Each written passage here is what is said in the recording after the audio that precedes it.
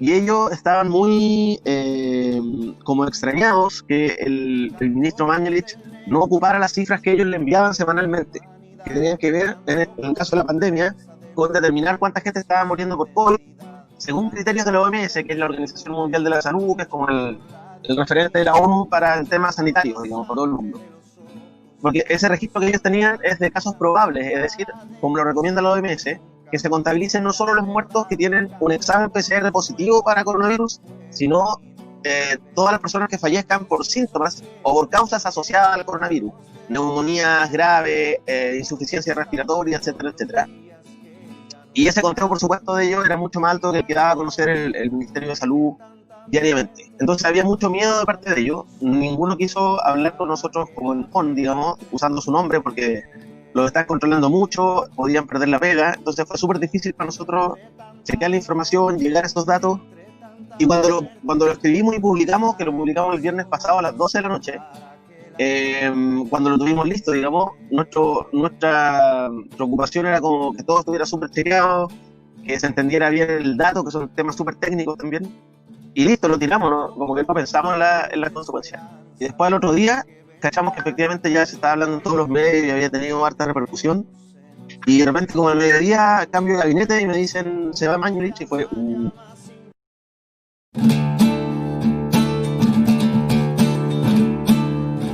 Canto desde el negro más oscuro de la humanidad, canto con la fuerza de los pueblos y su identidad, canto desde el fuego de la lucha por la dignidad, canto por la sangre de los ojos que nos sanarán, canto para denunciar que el nunca más no era verdad, canto por los muertos que se fueron y no volverán, canto sin sosiego porque nada los devolverá, canto por Gustavo y por los días que ya no verá, entre tanta noche y entre tanta muerte. Ha sido reportero de Educación y Política en Radio Bio Bio y en los medios digitales El Dínamo y El Mostrador. Finalista 2014 del premio Pobre el que no cambia de mirada. Y seleccionado y finalista del Premio Periodismo de Excelencia de la Universidad Alberto Hurtado en 2016, 2017 y 2018. En noviembre de 2017 participa del taller de crónica urbana dictado por la Fundación Nuevo Periodismo Iberoamericano en Ciudad de Panamá.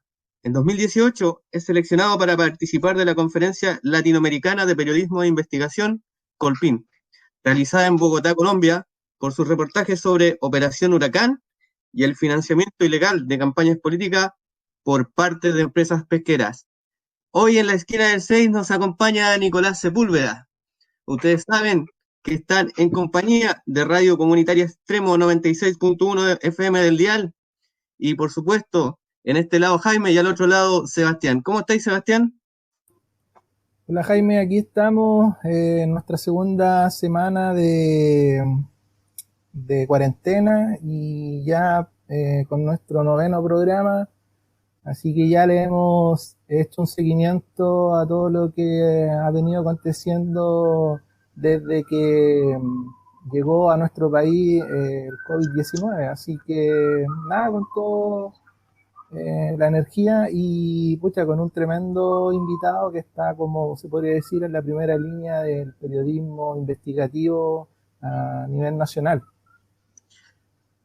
Un eminencia dentro del cuarto poder. ¿Cómo estáis, Nicolás Sepúlveda?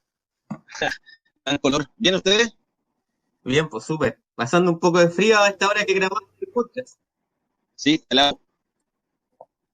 Oye, Nicolás, primero, y lo que hacemos siempre con nuestro invitado, ¿cómo lo has estado pasando estos días de cuarentena, estos días de pandemia? Encerrado acá en Santiago hace como 3 meses, como desde mediados de marzo, pero igual como trabajo en un medio de comunicación, tengo permiso para salir, entonces he podido salir como a reportear y obviamente también a, no sé, comprar cosas de familia que está encerrada y no puede salir. Tengo mi madrina, está en un hogar de ancianos, entonces también yendo a dejarle cosas a ella, entonces llevo encerrado, pero igual con ciertas excepciones a la semana y trabajando harto. De más, pues me imagino. Es que bueno, no sé si para ustedes los periodistas este tema del teletrabajo es más recurrente que a la demás gente, ¿no? ¿Es común eso del teletrabajo para ustedes? No, o sea, se puede trabajar, uno puede no ir a la oficina, digamos, pero yo siempre iba porque además en el reporteo hay mucho de juntarse con una fuente que te pasa información, y verse las caras, digamos, son distintas las confianzas que se establecen. A veces como tratáis temas súper delicados, es mucho mejor verse cara a cara o ir a reportear a una persona, no sé, a su trabajo. Es difícil hacerlo como desde la lejanía siempre. De más, pues. Oye, para la gente que no sabe, aparte de la presentación que hice en un principio, que ya es una tremenda presentación, el Nicolás Sepúlveda, para que ustedes sepan, él trabaja en el medio Ciper, y lo tenemos hoy con nosotros porque él es el autor del reportaje que lleva por título Minsal reporta a la OMS una cifra de fallecidos más alta que la informada al diario en Chile. ¿Qué les parece? ¿Qué te parece, Sebastián? Me parece que de alguna forma este cuarto poder que tú señalas, acá se vio como mucho más graficado en las horas posteriores a salir a la luz pública este reportaje en CIPER, que acostumbra a golpear de manera noticiosa a nuestro país. Y posterior a la publicación de este reportaje, a las 12 horas después, si no me equivoco, ya Mañalich presentó su renuncia, que también ahí se especula de varias cosas, de que si efectivamente él renunció o de alguna forma Piñera de alguna forma ya le pidió su cargo por una notable falta de eficacia en los datos. Entonces, me gustaría preguntarle a Nicolás si él pensó en algún momento que este reportaje de alguna forma iba a tener la importancia que tuvo a las horas posteriores, entendiendo que ya veníamos con unas dudas grandes con respecto a los datos. Ya se había como puesto en entredicho por la comunidad científica los datos. Sí, no, nunca pensamos que iba a ser tan importante, pero porque yo creo que como en la pega cotidiana que uno hace, está tan metido en chequear el dato que uno tiene, como particularmente para ese reportaje tuvimos que hablar con muchas personas, con gente que tiene mucho miedo, porque la gente que tiene la información, en este caso particular el DEIS, el DEIS es el departamento estadístico del mismo MinSal, digamos. Ellos son los que elaboran, de hecho, antes de la pandemia, desde hace muchos años, elaboran las estadísticas vitales en Chile. Entonces son los que calculan junto al INE y al registro civil, año a año, cuántas son las personas que mueren en Chile, cuántas son las personas que nacen en Chile. Son las estadísticas que quedan para la historia, que se usan para aplicar las políticas públicas.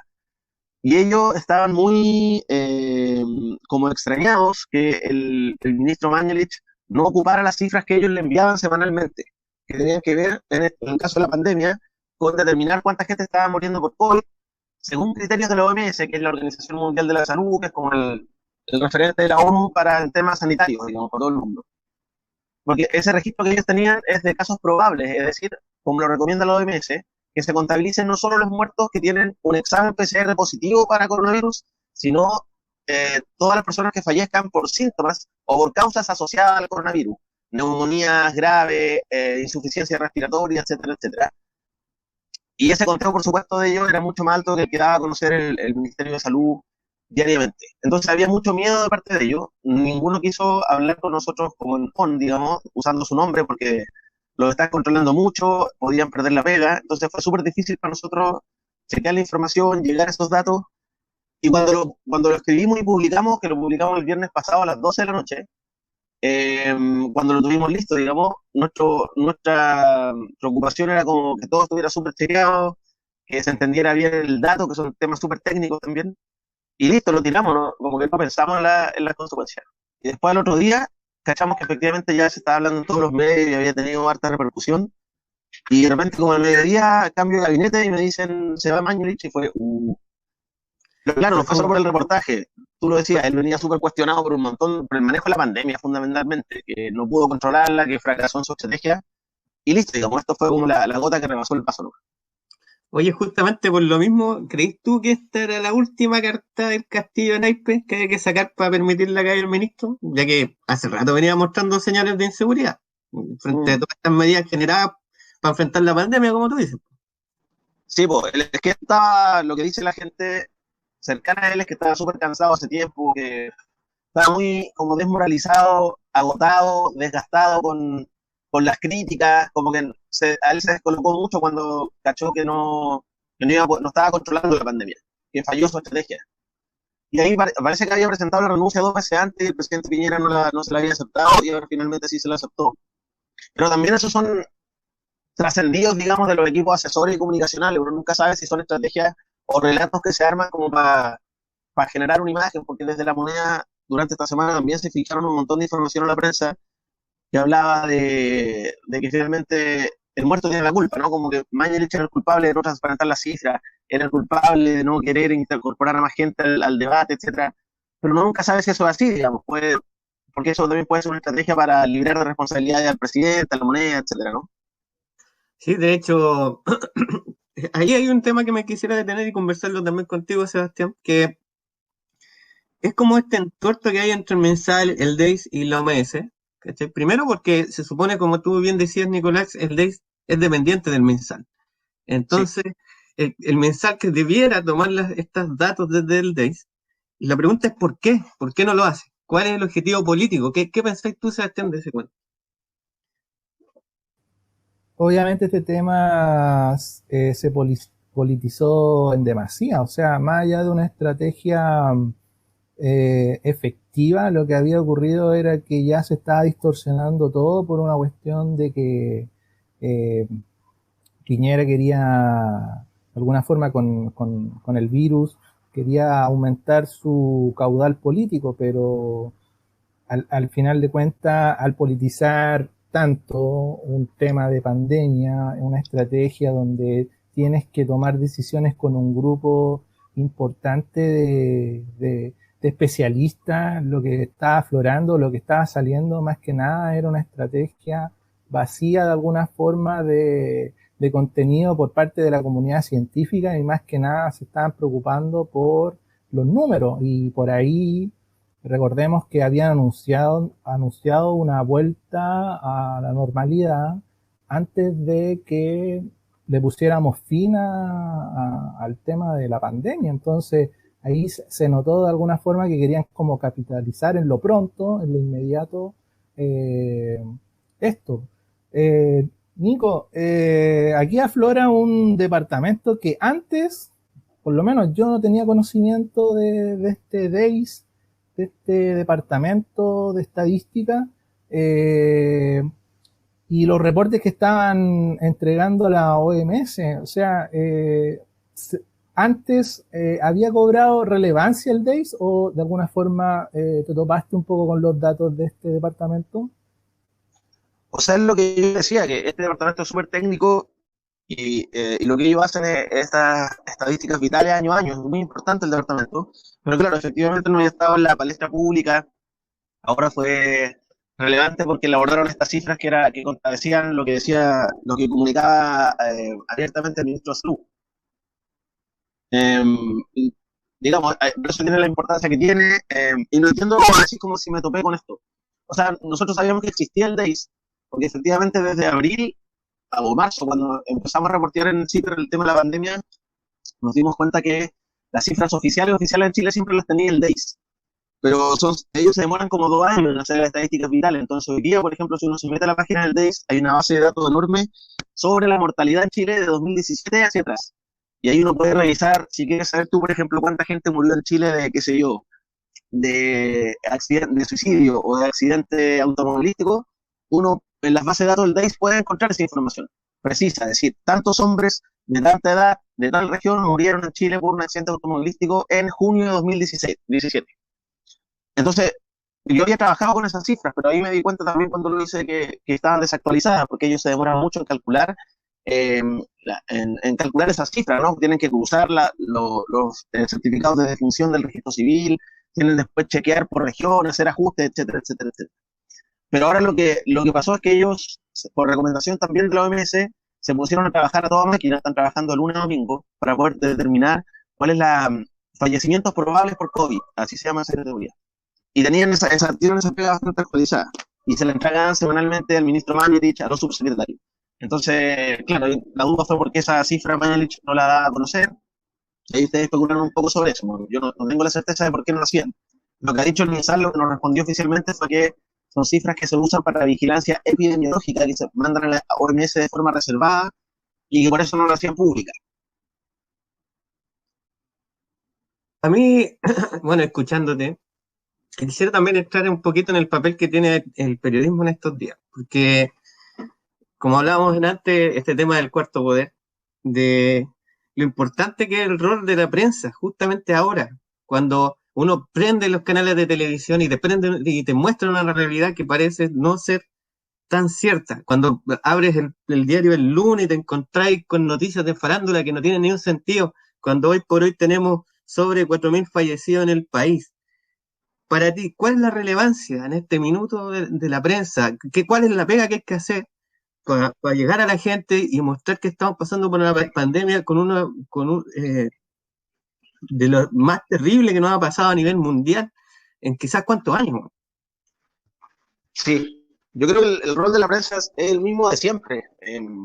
Antes de esto, para el estallido social, el rol, al menos siempre lo que hicimos fue trabajar mucho, todos los días y muchas horas, como para poder eh, dar cobertura a las violaciones de los derechos humanos, por ejemplo, o a las causas que podían explicar el estallido social.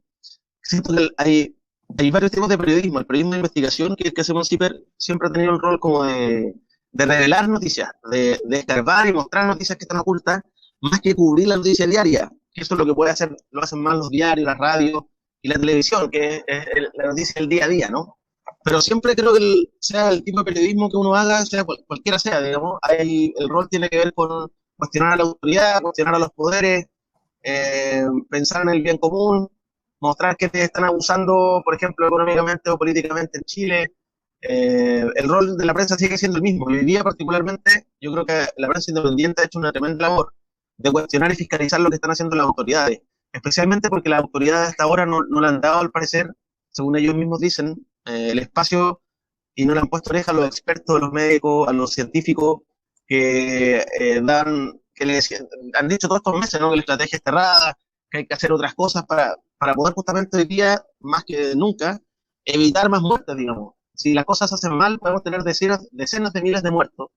Y además también hay estadísticas preliminares que hablan de que quienes más mueren, como era obvio que iba a pasar, son los pobres, ¿no?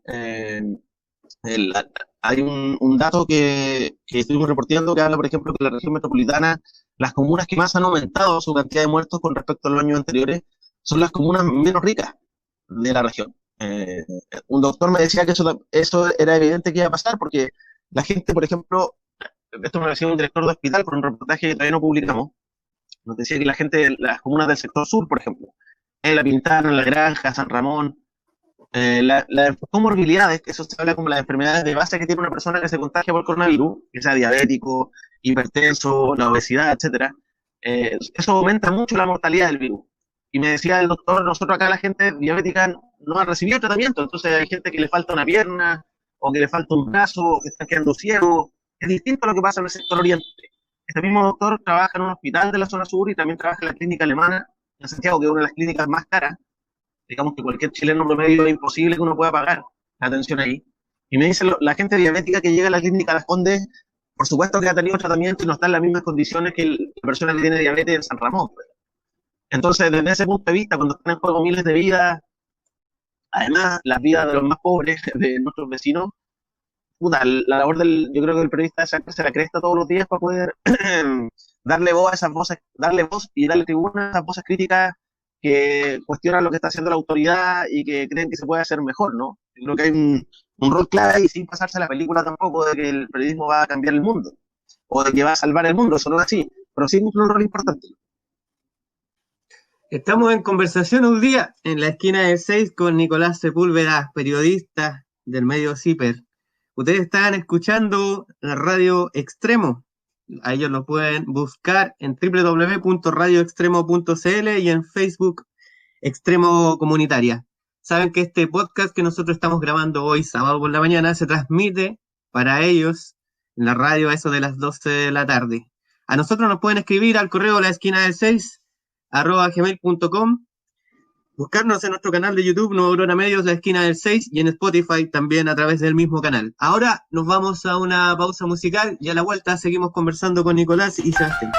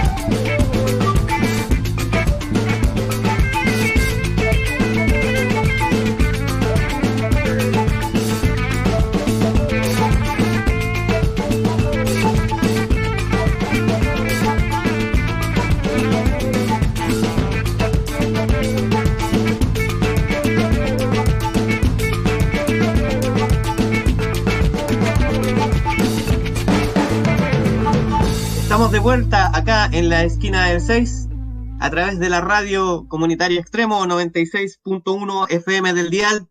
Hoy nos acompaña Nicolás Sepúlveda, periodista del medio CIPER. Sebastián, tú querías conversar un poquito. Sí, escuchando a Nicolás y también conociendo de la importancia que ha cobrado los medios digitales versus los medios, o sea, la prensa alternativa, que poco a poco se ha levantado a través de medios digitales. Uno de estos casos es CIPER, porque CIPER no es un medio en el cual haya alguna impresión de su reportaje, más allá de un medio totalmente digital, así como un trabajo que viene haciendo hace tiempo El Mostrador. Se han empezado como a abrir estos medios hace un montón de tiempo, no son novedad, versus los medios tradicionales que muchas veces dependen de algún buen benefactor o un buen auspicio por ahí, pero que poco a poco también vemos como esas revistas que también venían en algunos medios escritos nacionales, poco a poco empiezan a desaparecer y empieza a cobrar realce e importancia medios como sí, Hipermostrador y otros más, El Desconcierto, que están haciendo una tremenda labor. Pero también se ha empezado a dar un fenómeno en la cual medios más pequeños, muchos más pequeños, que muchas veces operan en Instagram o Facebook, que es como Alerta Noticia, otros más que hacen publicaciones con respecto a lo acontecer, muchas veces que no cubre los otros medios. Y que ahora en este momento se están viendo muchos de ellos impedidos de poder salir a la calle porque o tienen que tener una iniciación de actividad en el servicio de impuestos internos. Nuestro propio medio, por decirlo así, que es bien pequeñito, que no Aurora Medios, tampoco lo podemos hacer. Entonces, no sé, me gustaría preguntarle a Nico con respecto a esto, que también ha salido en algunos medios que es como una especie de censura, por decirlo así, que se ha instaurado ya tras la cuarentena que se ha dejado sentir en Santiago, porque han habido modificaciones de los permisos. Entonces me gustaría preguntarle a Nicolás cómo ha visto esto, pues si de alguna forma lo ve como una censura o no. Se me dio una declaración desde el Colegio de Periodistas pidiendo que se arreglara este problema y que se le diera permiso para trabajar a los medios que no están constituidos ni como fundaciones ni como empresas, digamos. Medios que, no sé, durante el estallido social fue súper valorable la labor de gente de Piensa Prensa, aquí en Santiago, por ejemplo, en Radio Villa Francia, lo que yo conozco más, digamos. Y entiendo que se había hecho una modificación y que los medios independientes que no tienen iniciación de actividad en el servicio de impuestos internos podían pedir un permiso a Carabineros para poder trabajar. Pero efectivamente yo creo que ahí hay más allá del caso puntual, que yo creo que la gente que está trabajando en esos medios va a seguir haciéndolo igual, digamos.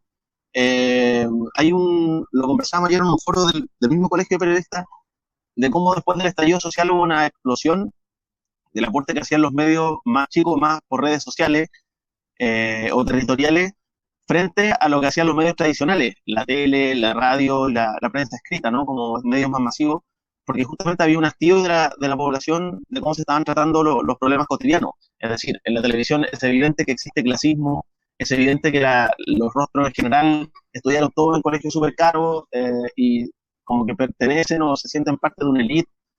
Y ese fenómeno es súper interesante de analizar y valorable también esta emergencia de nuevos medios territoriales, independientes, sin financiamiento. Y ahí hay un montón de cosas porque tiene que ver con cómo se valoran esos medios, con el aporte que hacen. Y también yo creo de desafío, yo también he trabajado en medios comunitarios. Yo crecí en Quilicura cuando chico, mi adolescencia y juventud, digamos, y ahí nosotros paramos también un canal de televisión comunitaria, me acuerdo, radio, etcétera. Y ahí hay un desafío también porque finalmente como esa explosión de visita o de gente que está consumiendo esa información, también hay un desafío en crecer como primero en credibilidad, en el sentido del rigor, digamos, de chequear toda la información que se hace, porque la población está depositando mucha confianza ahí. Entonces, ¿cómo se mejora ese trabajo pensando en el futuro, ¿no? Para que esto no sea una emergencia como coyuntural, sino que se mantenga en el tiempo. Entonces, un desafío ahí de ir mejorando, creo yo, humildemente, igual puede ser falso lo que estoy diciendo, pero de mejorar como la calidad de la información que se entrega y por otra parte, de cómo se hacen sustentables, porque efectivamente hay una crisis de financiamiento también que nos afecta a todos. Nosotros en CIPER funcionamos hoy día mayormente con el aporte de nuestros socios, hacemos campañas, porque para ser independiente, le pasa también a los medios más pequeños, hay que tener financiamiento, pero tampoco puedes agarrarte con, no sé, municipios, gobiernos, empresas, etcétera, ¿no? Entonces yo creo que es un debate súper interesante y sí, yo creo que hay que seguir presionando para que puedan tener permiso para poder trabajar. Al menos del Colegio de Periodistas lo que se ha hecho ha sido emitir declaraciones públicas, hacer presión mediática para que esto se solucione. Oye, Nico, hablando acerca de esto mismo, como en los tiempos en los que estamos ahora, en la manera en que o los canales que transmiten la información, ha aparecido también este cuento, fenómeno que podríamos llamar que es el de las fake news, que tiene que ver un poco con el tema de las editoriales de los mismos medios también, sí, que a veces pareciera que no se chequean tan bien como debiera, ¿no? ¿Qué te parece a ti ese fenómeno? Es que por eso es lo de ir mejorando los parámetros, porque efectivamente uno dice, ya, prensa independiente, o medios territoriales, o prensa por redes sociales. Y hay de todo. Entonces, también hay medios súper pequeños ligados, por ejemplo, a la ultraderecha o grupos de la conspiración, que durante esta pandemia han tirado información súper nociva, por ejemplo, de que la antena 5G de celulares probaban el coronavirus. Eso es una fake news, es un invento que está recorriendo todo el mundo, pero es mentira. Entonces, o hay otras, he visto también medios chicos que tienen la información esto de que no hay que usar mascarillas porque las mascarillas te generan, hacen un daño y en realidad no protegen del coronavirus. Entonces, al divulgar este tipo de noticias que son mentiras, primero que todo, pero además son nocivas, digamos, hacen un daño. Porque la gente dice, oye, entonces no voy a seguir las indicaciones de los médicos, porque esta gente me está diciendo que es peor, que no hay que hacerles caso. Y hay teorías de la conspiración, de que todo esto es un invento para frenar la revuelta, por ejemplo, también desde otra trinchera, no los medios de derecha, sino que medios ligados al estallido social no son todos, ¿cachai? Por eso yo creo que hay una diversidad tan grande que tampoco hay ningún tipo de regulación.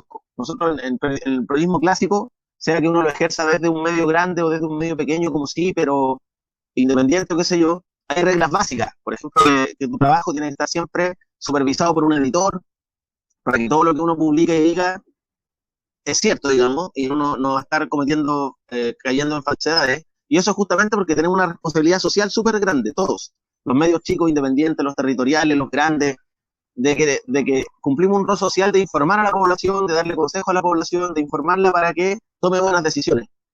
Entonces ahí yo creo que hay un desafío grande también, y finalmente igual en el tiempo, por ejemplo, hoy día los medios que tiraron la fake news de la antena 5G, claro, en el momento a lo mejor van a tener muchos retweets, muchas lecturas, pero en el mediano plazo, en el largo plazo, no vaya a tener credibilidad, entonces vaya a terminar cayendo igual, digamos.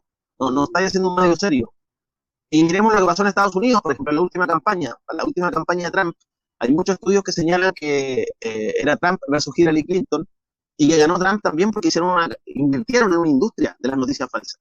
Entonces hubo un montón de noticias, de hecho hace poco como que rebotó esta fake news acá, el Pizzagate, no sé si leyeron algo de eso, que decía que Hillary Clinton, en el momento de la elección, y sus asesores estaban vinculados a una pizzería donde se traficaban menores y había como pedofilia, como sexo con menores.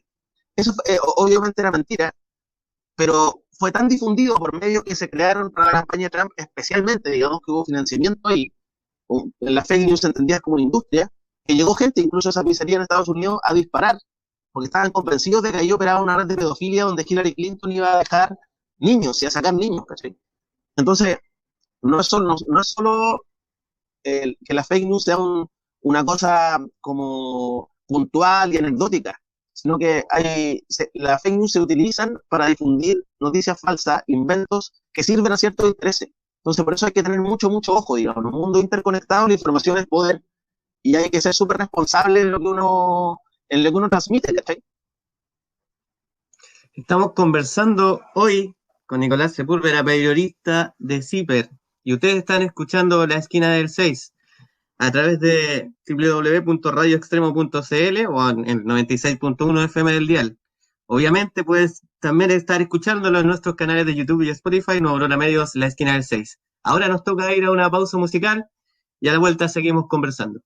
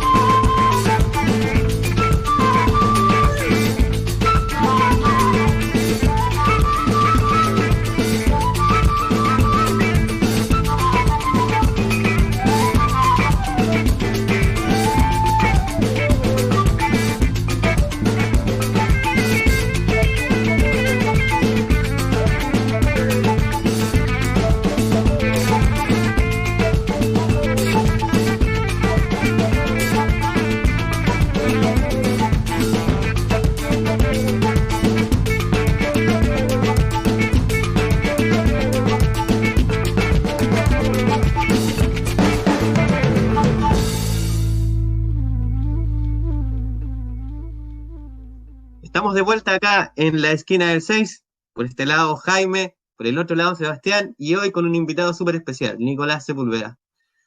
Seba, ahí el Nico dejó pasado un tema que es bastante interesante de analizar también, que es justamente este tema de cómo, de alguna manera, a través de plataformas digitales que están extremadamente extendidas alrededor del mundo, como es Facebook, como es YouTube, como es Instagram, se han estado utilizando a través de cómo ellos captan los datos para entregar un mensaje de la realidad que a veces puede ser un poco distorsionada y a veces muy distorsionada, ¿no? ¿Qué te parece a ti, Sebastián, ese tema? Porque es un temón igual. No, eso ya llegó para instalarse acá en nuestro país, o sea, lo hemos visto como, no sé, por la misma imagen fraudulenta de Isquia bebiendo una, no sé, una piscola parece en una discoteca.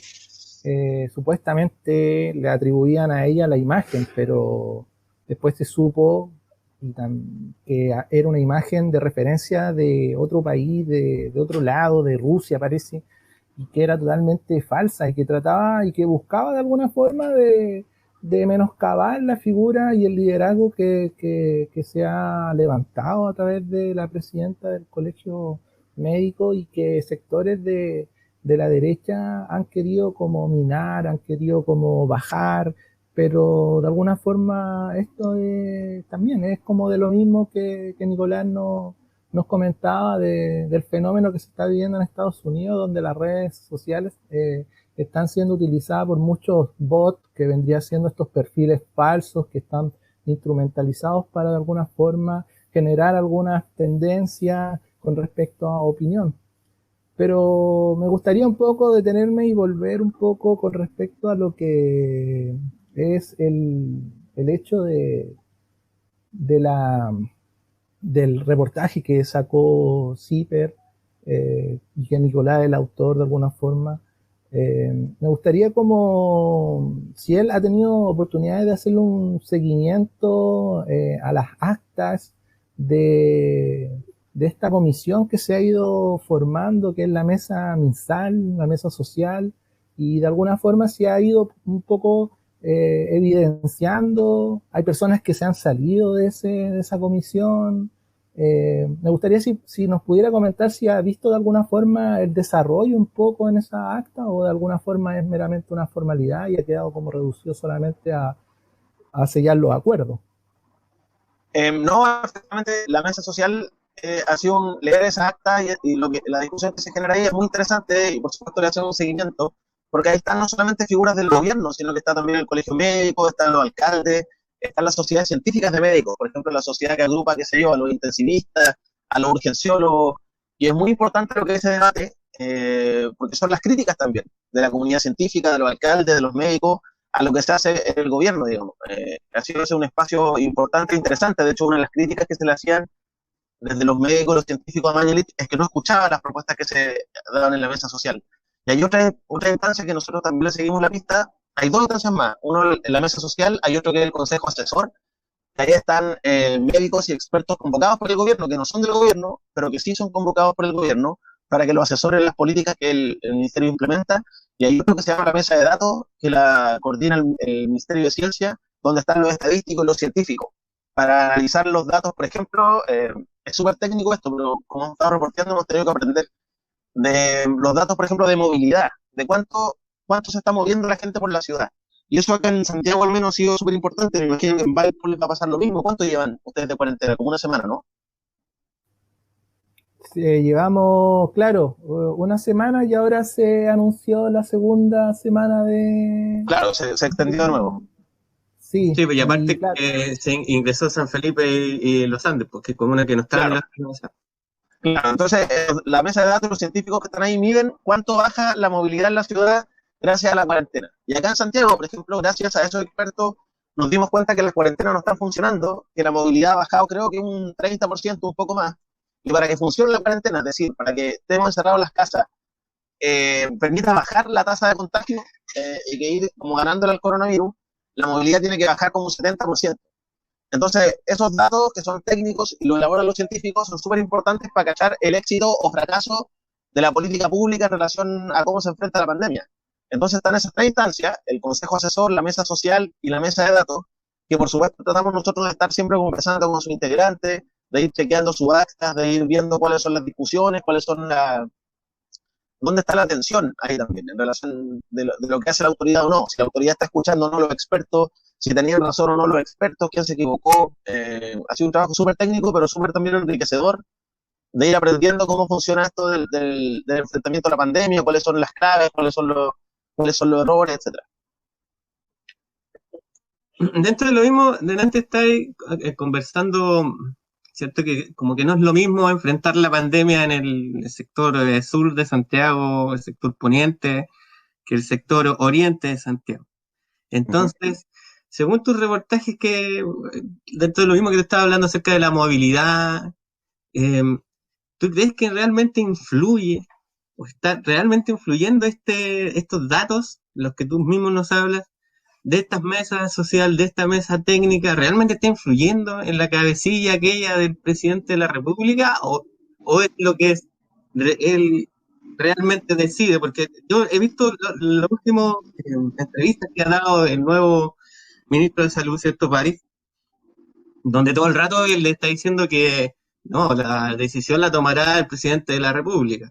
Entonces digo yo, tienes dos comités asesores que incluso hay figuras que entiendo que no son, vendrían siendo como políticas, son outsiders de la política porque son técnicos, ¿cierto? Entonces, tienes ahí una bolsa, digamos, de gente que te está asesorando. Y la pregunta mía es, ¿crees tú que realmente la decisión final del presidente valore realmente lo que le están diciendo, no? Una de las críticas, como decía Mañalich, era que no hacía caso a los expertos ni a los médicos ni a lo que decían estas mesas. Ahora, efectivamente, el ministro nuevo, Enrique París, ha dicho que sí va a escuchar y ha dado señales. No sé, a este reporte diario de coronavirus invita a la Sociedad Chilena de Intensivistas, invita al jefe del Departamento de Epidemiología, el mismo MinSal, a los alcaldes, está dando como señales de que está escuchando. Y efectivamente hay algunas diferencias entre los personajes, digamos. Mañalich fue expulsado del colegio médico hace unos años atrás por falta de la ética.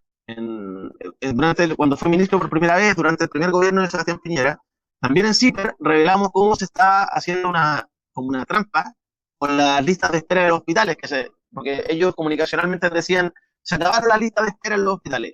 Y en CIPER nos dimos cuenta de que lo que hacían era como una maniobra en Excel para borrar artificialmente las listas de espera. Entonces, en el historial del ministro Mañalich, del ex ministro Mañalich, efectivamente habían varios episodios donde él hacía como estas trampas con los números, ¿no? Es distinto el doctor Enrique París. Enrique París fue presidente del Colegio Médico varios años, de hecho el antecesor de Iker Siches, como presidente del Colegio Médico, es parte del Colegio Médico, tiene una mayor relación con los médicos, escucha más, y los médicos también lo valoran más. Entonces, efectivamente, además de las señales que le ha dado, hay una diferencia ahí entre las maneras de conducir y de qué es lo que hacen estos personajes, estos dos ministros, cotidianamente con el trabajo con los médicos. Entonces yo creo que hay que ver, recién Enrique París lleva una semana, de ministro menos de una semana, entonces hay que ver si efectivamente estas señales que le ha dado se traducen en que va a escuchar más. La otra pregunta es que, claro, una cosa es el Ministerio de Salud y otra cosa es el gobierno. Por lo que hemos sabido, efectivamente la moneda tiene bien intervenido el Ministerio de Salud, y son súper agujas con las cifras y tratan de tomar ellos finalmente la decisión. Pero es una historia que se está escribiendo, digamos, yo no sé, no puedo dar una respuesta taxativa. Oye, Nico, y también se ha difundido también en redes sociales el hecho de que el colegio médico junto a otras organizaciones gremiales de la salud han sacado como un comunicado hacia la prensa señalando de que está bueno que de alguna forma no expongan métodos experimentales o especialistas que todavía no han podido experimentar y tener conclusiones que la comunidad científica pueda como poner en conocimiento a la sociedad científica y cuestionar quizá algunos experimentos que se están haciendo a la luz que vamos avanzando en todo esto. Por ahí en algún momento se le dio realce a el tema de las transfusiones de sangre de personas que habían generado anticuerpos contra el COVID-19, una cuestión súper experimental, que no ha sido comprobado, pero que de alguna forma los medios le han dado cabida. Ahí el Colegio Médico, junto a otras organizaciones gremiales de la salud, le han puesto un poco el freno a eso y le han señalado a los medios que sean un poquito más responsables con esto, que en general tiende como a confundir a la opinión pública de algunos medicamentos que recomiendan estos especialistas supuestamente, y la gente va y los compra. Entonces, ¿qué te parece a ti esta de alguna forma, no sé cómo pautear, no sé cómo se podría decir o recomendar que sean más rigurosos con la información que se está entregando a la ciudadanía? O sea, me parece súper bien. Yo creo que tienen razón los médicos, porque efectivamente uno ha visto noticias que dicen, hay tal remedio, un doctor en Australia dice que sirve para combatir el coronavirus, y eso lo hacen los medios en general, los medios más grandes que cobran, digamos, que cobran publicidad para poder tener más clics y más visitas. Eso se llama en la jerga periodística clickbait, como hacer periodismo para tener visitas. Cuando uno ve una noticia que dice como, conoce en esta noticia quién es el nuevo amor de tal actor, y no te dan la información en el titular, eso es clickbait, digamos. Lo que buscan es que tú entres al sitio a ver una noticia basura en general, y ellos necesitan una visita más y vender publicidad. Entonces, muchas veces se pasaba haciendo los medios han hecho clickbait en esta pandemia justamente con esta información de los remedios. Entonces, como lo que dijo un médico japonés sobre el ibuprofeno y el coronavirus, y lo dijo una persona o no lo dijo esa persona, y está súper tergiversado y se hace para tener más visitas. Entonces, efectivamente, yo creo que es una falta de la ética, porque después hay gente que va a creer esa noticia y va a decir, no, me dijeron que yo tomando esta pastilla me mejora el coronavirus, y eso es falso. Entonces, puede ser incluso terrorismo informativo, porque estáis poniendo en riesgo la vida de las personas, ¿cachai? Entonces, me parece bien esa recomendación. Yo creo que ellos son los que saben.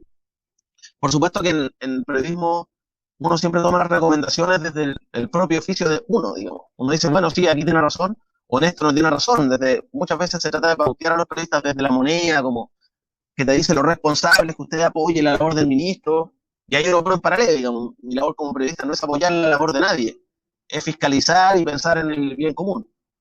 Es como el límite que existe ahí, que solo uno puede determinarlo con el oficio, o sea, como con la experiencia y lo que dicen los periodistas como más grandes. Pero en este caso, el Colegio Médico, yo creo que tienen toda la razón, y todos los medios de comunicación deberíamos hacerle caso, digamos. Es muy delicada la información actualmente. Por eso uno tiene que tener mucho cuidado con esto. Yo les decía que había medios diciendo esto de las mascarillas, que no usan las mascarillas, o que las antenas del 5G, como que hay que ser súper riguroso, y muy riguroso con la información. Estamos conversando con Nicolás Sepúlveda, periodista del medio CIPER. Ustedes están escuchando La Esquina del 6 a través de Radio Extremo 96.1 FM del dial. Ahí los pueden buscar en www.radioextremo.cl o en su Facebook Extremo Comunitaria. A nosotros, este podcast que estamos grabando por este lado Jaime, por el otro lado Sebastián, nos pueden escribir al correo laesquina del6@gmail.com y buscarnos en nuestros canales de YouTube, Spotify, Nueva Aurora Medios, La Esquina del 6. Ahora nos toca irnos a una pausa musical y a la vuelta ya estamos con el bloque final de esta entrega de hoy.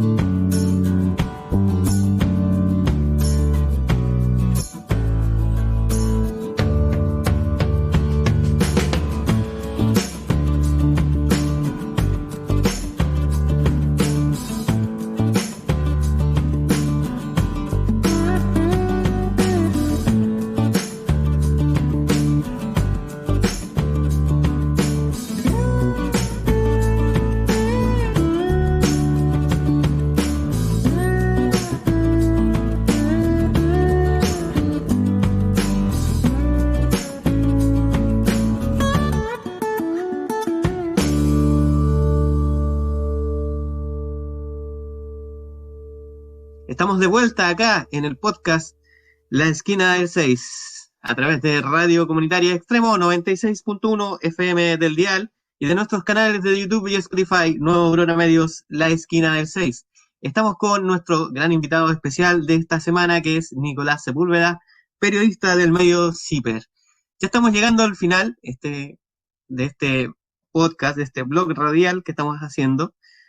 Y bueno, primero que nada, agradecerles a ambos, a Sebastián, también a Nicolás, por su tiempo. Sabemos que debe estar muy ocupado por estos días, aunque la noticia como que parece fluir y encenderse a cada instante.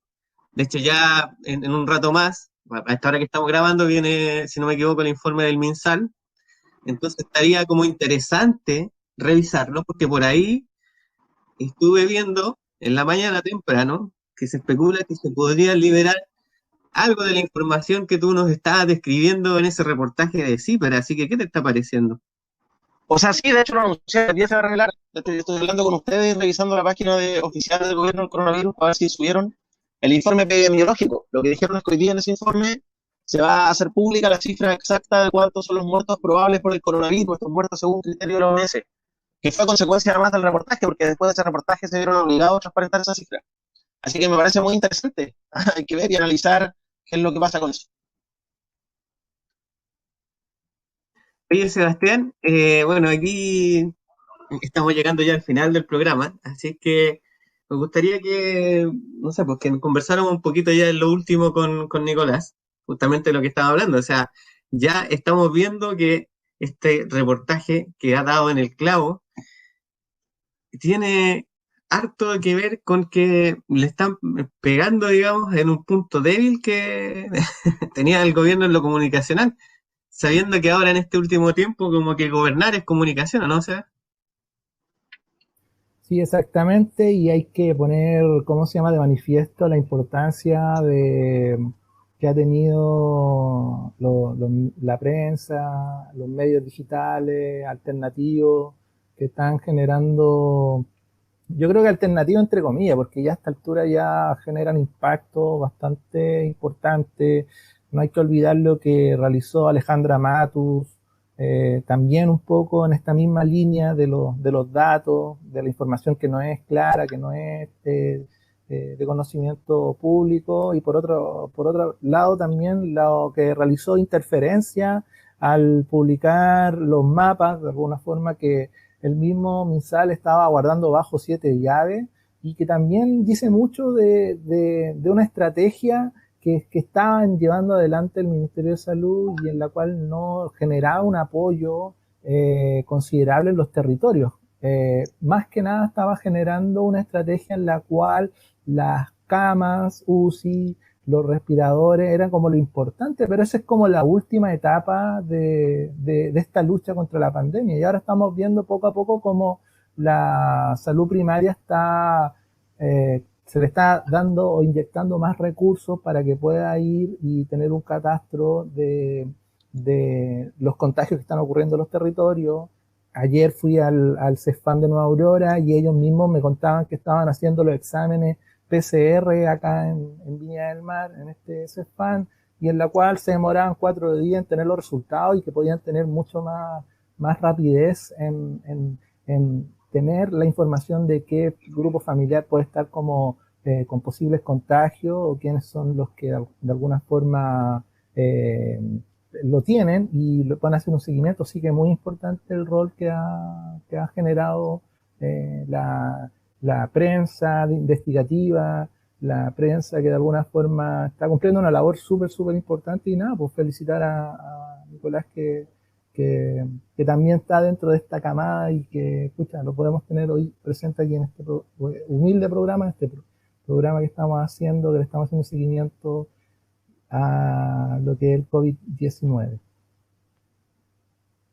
Así pues, Sebastián, de mi parte también muy agradecido que nos acompañe hoy día. Así que nada, te doy la palabra para algo que nos queda decir como último mensaje de hoy en la esquina del 6. Nada, muchas gracias a ustedes por la invitación, cuando quieran, y nada, la gente que lea ciperchile.cl, que lean, yo creo que la mejor terapia, el mejor remedio para estos tiempos de incertidumbre son estar bien informados y leer todo lo que haya que leer, ojalá leer distintos medios, formarse su propia opinión. Finalmente eso ayuda a tomar mejores decisiones y a ser como ciudadanos críticos también, ¿no?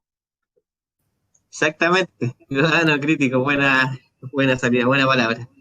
Oye, Muchachos, nos estamos despidiendo de esta nueva edición de la esquina del 6 a través de Radio Extremo, www.radioextremo.cl 96.1 FM del dial, canal de YouTube, canal de Spotify, recuerden, Nueva Aurora Medios, la esquina del 6. Por favor, dennos un me gusta o suscríbanse que nos ayuda bastante a continuar con el programa. Chao, chao muchachos. Sebastián, Nicolás, muchas gracias de nuevo. Chao, estén bien. Gracias. Ya, chao.